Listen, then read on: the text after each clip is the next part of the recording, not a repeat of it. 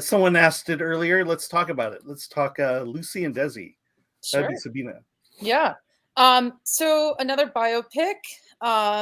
This was directed by Amy Poehler and Lucy Arnaz, the daughter of Lucy and Desi. And I don't know how many of you grew up with I Love Lucy, Lucille Ball.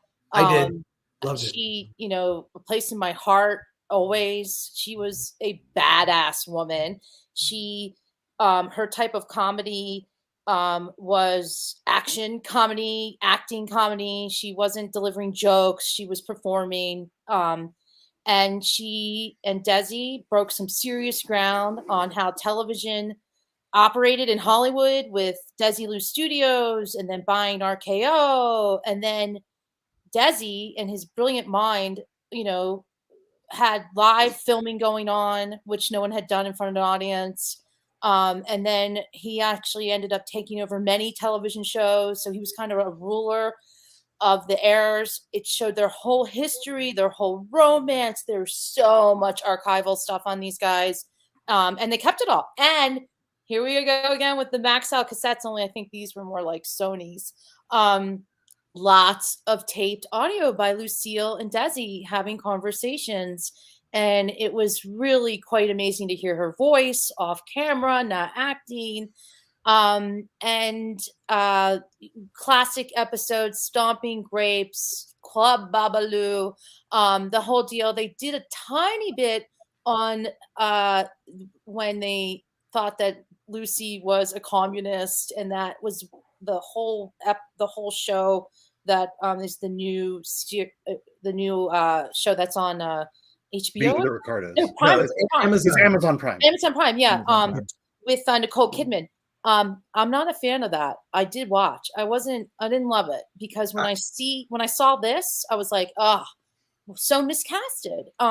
So I just felt like, brought her back to who she is and how powerful. And then, they had a long life and they had kids and they made money. They all supported their families, brought everyone to Hollywood, the whole deal.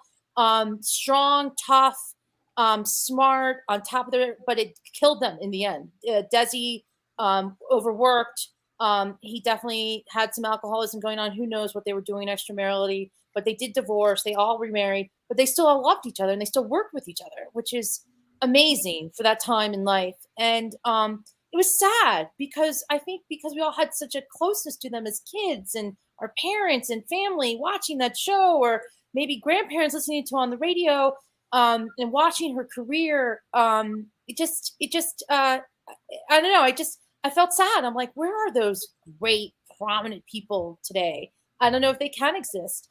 The only thing that I thought was weird about the documentary was that I lost my sense of time in it, because a lot of it happened in quite a short period of time when Desi Lou Studios was so profound and took over. And I kind of got lost in it. And I felt like Amy Poehler and Lucy Arnaz became quite good friends, and maybe lost sort of the idea of what they were putting out there, and it kind of got close to them in a way.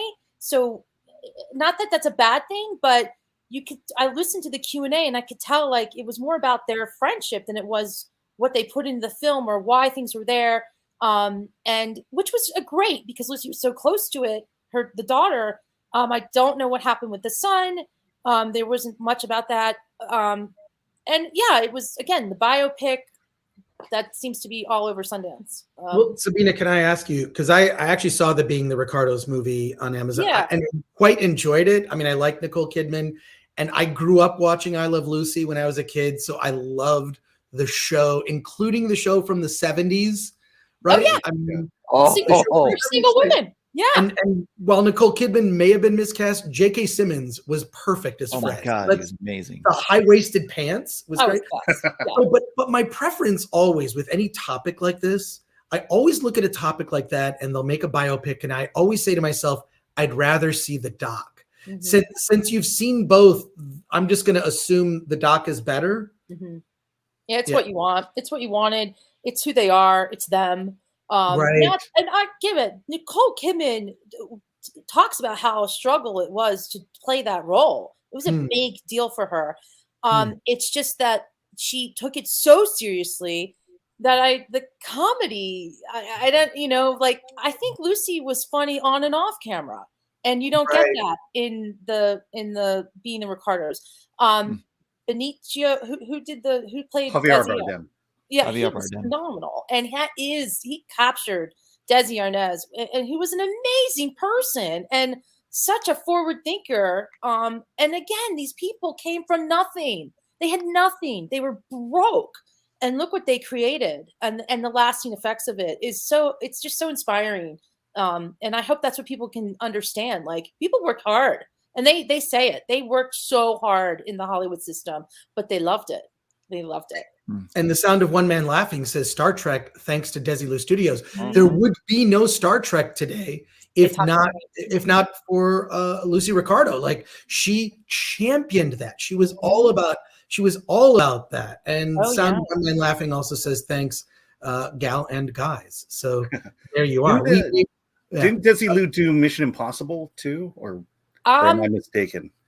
Maybe. I know they did like That Girl, and they did My Three Sons, and they did the Gomer Pyle stuff, and Andy Griffith show. I mean, a lot of people came out of these shows that are who rule Hollywood.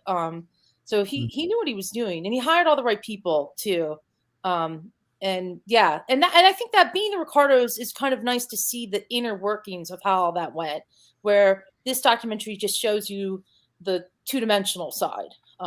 So it is kind of nice to watch them both, but you do see a difference. And Funny Girl says yes, they did. Yeah. So there you go. You are correct. Right. We have two people in the chat. The Sound of One Man Laughing also confirming Mission Impossible, So important. which is great.